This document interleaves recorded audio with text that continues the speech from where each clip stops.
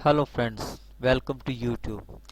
आज हम जिस टॉपिक के बारे में बात करने जा रहे हैं वो है भारत के 29 राज्यों के नाम। भारत के जो 29 राज्यों के नाम कैसे पढ़ें उसके बारे में हम जानते हैं। हिंदुस्तान के नाम को लेकर विभिन्न कहानियां कल्पनाएं जुड़ी हुई हैं, लेकिन शायद बहुत कम ऐसे लोग हैं जो हिंदुस्तान के नाम से जुड़े तथ्यों से वाकिफ हैं। वास्तव में हिंदुस्तान को उसका नाम हिंद नदी और आर्यन उपासक द्वारा मिला, जो हिंद नदी को सिंध नाम से पुकारते थे, जबकि पारसी द्वारा इसे हिंद कहा जाता था। अतः हिंदुस्तान नाम दो का मिश्रण बना। ये है हिंदू और सिंधु। यह कहने की जरूरत नहीं है कि भारत विभिन्न भाषाओं का देश है। यहाँ यही नहीं, यहाँ पग पग में बोली बदलती है, पग पग में संस्कृति नए आवरण में नजर आती है। यहाँ परंपराएं, धर्म, आधुनिकता, मान्यताएं सबकी अपनी अपनी खास विशेषताएं हैं। यही कारण है कि भारत को विविधता के नाम में एकता वाला देश कहा जाता है। लाखों करोड़ों लोग भारत के 29 राज्यों में एक साथ रहते हैं, जहाँ भाषा, इतिहास, शासक आदि विभिन्न राज्यों को नाम देने में भूमिका अदा करती है। क्या कभी आपने सोचा है कि देश के अलग अलग राज्यों को उनके नाम विशेष कैसे मिले? शायद नहीं। आइए देश के 29 राज्यों के नामों से जुड़े दिलचस्प तथ्यों पर एक नजर दौड़ाते हैं। उत्तरी भारत। मेरा उत्तरी भारत हरियाणा, हिमाचल प्रदेश, जम्मू कश्मीर, पंजाब, राजस्थान, उत्तर प्रदेश और उत्तराखंड में फैला हुआ है। जानते हैं जम्मू कश्मीर के बारे में। यह राज्य अपने नाम की तरह एक खूबसूरत घाटी है। इसे पूर्व काल में ऋषि कश्यप की घाटी के नाम से जाना जाता था। इन्हीं के नाम से शब्द कश्मीर की उत्पत्ति हुई। इसके अलावा संस्कृति में क का मतलब पानी और शमीरा का अर्थ सूख जाना होता है। यहाँ तक बात जम्मू शब्द की उत्पत्ति की है तो यह इसके शासक राजा जम्मू लोचन के नाम से उत्पन्न हुआ है। जानते हैं हिमाचल प्रदेश के बारे में। नाम से स्पष्ट है, यह हिम का आंचल है। इस प्रदेश का नाम भी संस्कृत भाषा से उत्पन्न हुआ है। संस्कृति में हिम का अर्थ होता है बर्फ और आंचल का मतलब होता है पहाड़। पूर्णतः इसे बर्फीले पहाड़ों का घर कहा जाता है। जानते हैं पंजाब के बारे में? तो आइए एक नजर। पंजाब असल में इंडो ईरानी शब्द है। बहरहाल पंच शब्द का अर्थ है पांच और आप का मतलब है पानी। अतः इसे 5 नदियों की भूमि के रूप में जाना जाता है। आइए जानते हैं उत्तराखंड के बारे में। सन 2000 में उत्तराखंड उत्तर प्रदेश से अलग होकर एक नए राज्य के रूप में उभरा। इसका अर्थ है उत्तरी पहाड़, लेकिन बाद में इसका नाम उत्तरांचल से उत्तराखंड कर दिया गया, जिसका मतलब है उत्तरी भूमि। जानते हैं हरियाणा के बारे में। हरियाणा 2 शब्दों से मिलकर बना है, हरि और आना। हरि मतलब विष्णु या फिर विष्णु के अवतार श्री कृष्ण। समग्रता में आप यह कह सकते हैं कि हरि और को आने के लिए कहा जा रहा है। मान्यताओं के मुताबिक महाभारत काल में श्री कृष्ण यहाँ आए थे। इसी कारण इस राज्य का नाम हरियाणा रखा गया है। जानते हैं उत्तर प्रदेश के बारे में। उत्तर यानी उत्तरी दिशा और प्रदेश यानी राज्य। इस राज्य के लिए हम कह सकते हैं कि राज्य जो उत्तर दिशा में स्थित है। जानते हैं राजस्थान के बारे में। यह नाम संस्कृति शब्द राजा से उत्पन्न हुआ है, लेकिन प्राचीन समय में इस राज्य को राजपुताना नाम से जाना जाता था, अर्थात राजपूतों का शहर।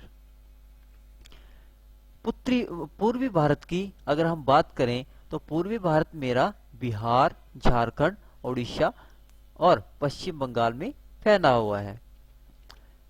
जानते हैं बिहार के बारे में। यह पाली शब्द बिहार से उत्पन्न हुआ है। इसका अर्थ है आवास का डेरा डालना। समय के साथ यह बिहार से बिहार हुआ। एक समय तक इसे बौद्ध मठधारियों के बिहार का स्थान माना जाता था। पश्चिमी बंगाल। आइए जानते हैं पश्चिम बंगाल के बारे में। जरा सोचिए कि बंगाल के साथ पश्चिमी क्यों जुड़ा। इससे पहले कि हम इसके नाम के इतिहास के बारे में जानें, यह जान लेना आवश्यक है कि इसकी उत्पत्ति किस भाषा से हुई है। इस नाम की उत्पत्ति भी संस्कृति भाषा से ही हुई है। संस्कृति शब्द बाघ से इसे लिया गया है, लेकिन समय के साथ साथ इसे अलग अलग नामों से पुकारा जाने लगा। मसलन पारसी इसे बंगला के नाम से पुकारते थे, जबकि हिंदी इसे बंगाल कहा जाता है और बंगाली में इसे बंगला कहा जाने लगा। असल में इस नाम के साथ पश्चिमी 1905 के विभाजन के बाद जुड़ा। 1947 में हुए विभाजन के बाद पश्चिमी बंगाल एक राज्य बना, जबकि पूर्व बंगाल एक नए देश के रूप में विश्व मानचित्र में जुड़ा, जो बांग्लादेश के नाम से जाना गया। आइए जानते हैं झारखंड के बारे में। झारखंड संस्कृत शब्द झर से बना है। इसका अर्थ है जंगल और खंड मतलब है भूमि। अतः समग्रता में आप इसे जंगल की भूमि कह सकते हैं। झारखंड को वनांचल नाम से भी जाना जाता है। आइए जानते हैं उड़ीसा के बारे में। यह संस्कृत शब्द ओड्रा विषय या ओड्रा देश से उत्पन्न हुआ है। इसका मतलब है कि ओड्रा लोग जो मध्य भारत में निवास करते हैं। आइए जानते हैं मध्य भारत के बारे में। मेरा मध्य भारत मध्य प्रदेश से जाना जाता है। इसमें उत्तर प्रदेश, झारखंड, छत्तीसगढ़, उड़ीसा, आंध्र प्रदेश, महाराष्ट्र, गुजरात, राजस्थान और मध्य प्रदेश आते हैं। जानते हैं छत्तीसगढ़ के बारे में। पहले इस राज्य को दक्षिण कोसला के नाम से जाना जाता था, लेकिन इस नाम से संबंधित किसी तरह के प्रमाण या साक्ष्य मौजूद नहीं है, जबकि इस राज्य में 36 किले मौजूद हैं। यही कारण है कि इसे आज हम छत्तीसगढ़ के नाम से जानते हैं।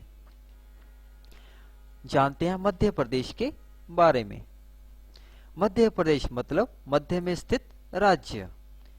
आजादी से पहले इस देश में ज्यादातर राज्य मध्य प्रदेश के रूप में ही जाने जाते थे, जो कि बर्तानियों द्वारा प्रशासित राज्य थे।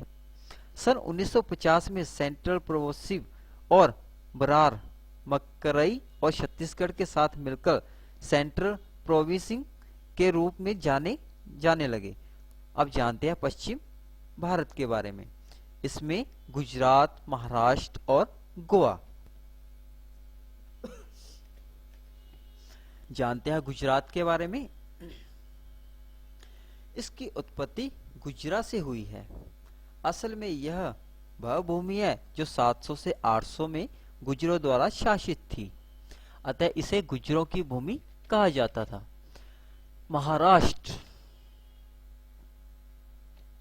महाराष्ट्र के नाम के साथ विभिन्न किस्म के मत जुड़े हुए हैं। इसकी संस्कृति शब्द से ही उत्पत्ति हुई है। महा मतलब महान और राष्ट्र मतलब देश, यानी महान देश। इसके अलावा अशोक के अभिलेखों के मुताबिक इसकी उत्पत्ति वंश से हुई है, अतः इसे राष्ट्रिका कहा जाता है। राष्ट्रकूट एक वंश है जिसका 8 से 10 सदी तक शासन रहा है और राज शब्द सत्ता से उत्पन्न हुआ है। यही नहीं, यह भी माना जाता है कि राज शब्द राठी या रथ से उत्पन्न हुआ है। इसका अर्थ होता है रथ गाड़ी। जानते हैं गोवा के बारे में। अब तक ठीक ठीक यह नहीं कहा जा सकता है कि इस शहर को गोवा नाम कैसे मिला। संभवतः यह शब्द संस्कृत से लिया गया है, जिसका गो का अर्थ होता है गाय। कुछ लोगों की मान्यताएं हैं कि गोवा यूरोपियन या पुर्तगाल शब्द है। जानते हैं दक्षिण भारत के बारे में। मेरा दक्षिण भारत आंध्र प्रदेश, कर्नाटक, केरला, तमिलनाडु, तेलंगाना में फैला हुआ है। जानते हैं आंध्र प्रदेश के बारे में। यह संस्कृत शब्द आंध्र से उभरा है। इसका अर्थ है दक्षिण। इस क्षेत्र विशेष में जनजातियों का भी अभाव है, जिन्हें आंध्र के नाम से जाना जाता है। मौर्य काल के इतिहास आंध्र ब्रुट के रूप में जाना जाता है। इसका मतलब है दक्षिण के नौकरशाह। जानते हैं कर्नाटक के बारे में। इसकी उत्पत्ति करु शब्द से हुई है। इसका अर्थ है कि गगनचुंबी, नंद मतलब भूमि। यह दक्कन पठार को परिलक्षित करता है। आइए जानते हैं तमिलनाडु के बारे में। तमिलनाडु का अर्थ है कि तमिलों का घर। तमिल मतलब मीठा शरबत। नाडु एक तमिल शब्द है जिसका अर्थ है जवन भूमि या देश। आइए जानते हैं केरल के बारे में। इस शहर के नाम के साथ भी कई मत जुड़े हैं। इसकी उत्पत्ति चरना से हुई है जिसका अर्थ है संकलित और आलम यानी भूमि।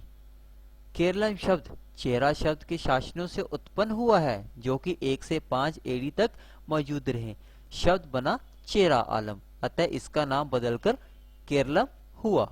संस्कृति शब्द केरलम का अर्थ है एक जुड़ी हुई भूमि। भौगोलिक रूप में कह सकते हैं कि केरला समुद्र से निकली अतिरिक्त भूमि है। जानते हैं तेलंगाना के बारे में। तेलंगाना शब्द त्रिलिंग से उत्पन्न हुआ है। इसका अर्थ है शिव के 3 लिंग। आइए जानते हैं सिक्किम के बारे में। आइए जानते हैं सिक्किम के बारे में। इसकी तो उत्पत्ति लिंबू से हुई है। इससे स का अर्थ है नया और खिम का अर्थ है विशाल भवन। पूर्णतः में हम कह सकते हैं नया विशाल भवन। इसके अलावा सिक्किम को तिब्बत भाषा में डेजांग नाम से जाना जाता है। उत्तर पूर्वी दिशा में स्थित 7 बहनों के नामों की उत्पत्ति पर नजर दौड़ाते हैं। उत्तर प्रदेश, असम, मेघालय, त्रिपुरा, मिजोरम, मणिपुर, नागालैंड, सिक्किम। जानते हैं अरुणाचल प्रदेश के बारे में। इसकी उत्पत्ति अरुण शब्द से हुई है। इसका अर्थ है सुबह की ज्योति और आंचल मतलब पहाड़, अर्थात सुबह की ज्योति का पहाड़। आइए जानते हैं असम के बारे में। इसका मतलब अहम शासकों से उत्पन्न हुआ है जिन्होंने 6 सदियों तक असम पर राज किया। अहम इंडो आर्यन शब्द आसामा से भी उत्पन्न माना जाता है। इसका अर्थ है अनियमित। जानते हैं मेघालय के बारे में। यह शब्द बादलों का घर है। मेघ यानी बादल और आल्य यानी घर, अर्थात बादलों का घर। जानते हैं मणिपुर के बारे में। जैसा कि नाम से ही स्पष्ट होता है यह मणियों का शहर है। आते हैं मिजोरम पे। मी का अर्थ है लोग और यो यानी पहाड़ों के निवासी। आइए जानते हैं नागालैंड के बारे में। नागालैंड शब्द की उत्पत्ति बर्मा शब्द से हुई है। यह है नाका। नाका का अर्थ नागा होता है। नागा मतलब ऐसे लोग जिनके नाक और कान छिदे हुए होते हैं। इसे नागा की भूमि भी कहा जाता है। आइए दौड़ाते हैं एक नजर त्रिपुरा के बारे में। त्रिपुरा के नाम के साथ कई मत और मान्यताएं जुड़ी हुई हैं। त्रिपुरा कोकन बोरोक शब्द से जन्मा है। इसका अर्थ लुई, लुई मतलब पानी और पारा मतलब नजदीक। मान्यता के मुताबिक राजा त्रिपुर के नाम से इस राज्य को त्रिपुरा नाम मिला। शायद ही आप इस तथ्य से वाकिफ हो कि यह राज्य क्षेत्रफल के हिसाब से देश का तीसरा सबसे छोटा राज्य है। अगर आपको ये वीडियो अच्छी लगी तो इसे लाइक और सब्सक्राइब जरूर करें। Thanks for watching.